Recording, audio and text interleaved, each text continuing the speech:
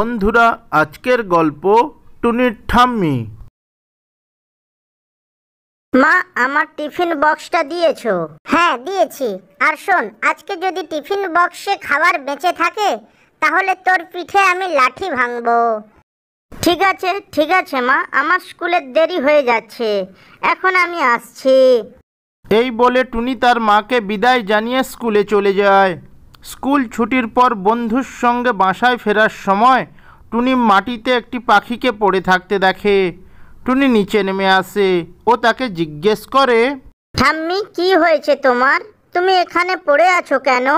আমি খুবই অসুস্থ, আমার বাসায় কোনো খাবার নেই। আমি খাবারের খোঁজে জঙ্গলে বেরিয়েছিলাম, উড়তে উড়তে আমি অসুস্থ হয়ে এখানে পড়ে যাই ও খুব জোরে আঘাত পাই। আহারে ঠাম্মি, তুমি কিচ্ছু চিন্তা করো না, আমার টিফিন বক্সে এখনো কিছুটা খাবার আছে, তুমি ওগুলো খেয়ে নাও, আর খাওয়া হয়ে গেলে তোমাকে আমি তোমার বাসায় পৌঁছে দেব। এই বলে টুনি ও টিফিন বক্সের খাবারগুলো পাখিটিকে খেতে দেয়। খাবার খেয়ে পাখিটি অনেক সুস্থ হয়ে ওঠে। আর এদিকে টুনি তার বন্ধুকে বলতে লাগলো, কুহু, তুই বাসায় ফিরে যা, আমি ঠাম্মিকে বাসায় পৌঁছে দিয়ে তারপর বাসায় যাব। ঠাম্মি, তুমি এবার উঠতে পারবে তো? হ্যাঁ রে, পারবো দিদি ভাই, এবার আমার একটু ভালো লাগছে, চল এবার আমরা বাসায় ফিরে যাই। ঠাম্মি, এবার আমি আমার বাসায় ফিরে যাই, ওদিকে আমার মা আমার জন্য চিন্তা করছে। আচ্ছা ঠিক আছে দিদি ভাই, সাবধানে যাস। কিরে টুনি, তোর আজ বাসায় ফিরতে এত দেরি হলো কেন? এরপর টুনি তার মাকে পুরো ঘটনাটি বলল। তার কথা শুনে টুনির মা বলতে লাগলো, অসহায়কে সাহায্য করাই হলো প্রকৃত পাখির ধর্ম। আজ তুই সেটাই করেছিস, তোর এই কাজে আমি খুবই খুশি হয়েছি।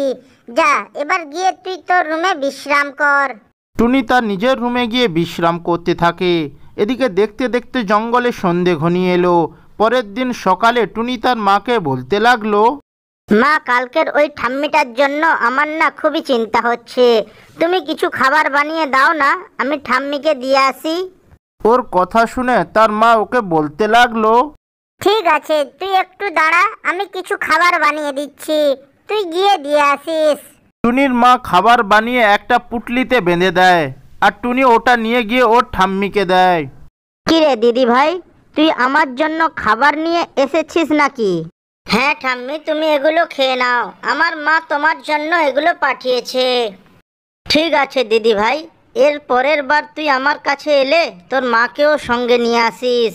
হ্যাঁ ঠাম্মা, নিয়ে আসবো, তুমি এগুলো খেয়ে নিবে, আমি এখন আসছি, আমাকে আবার স্কুলে যেতে হবে। এই বলে টুনি ওখান থেকে বাসায় ফিরে আসে। এইভাবে কিছুদিন কাটার পর ওদের মধ্যে এক ভালো সম্পর্ক গড়ে ওঠে ও তারা তিনজন মিলে সুখে শান্তিতে বসবাস করতে থাকে।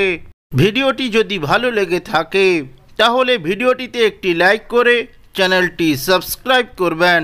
ধন্যবাদ।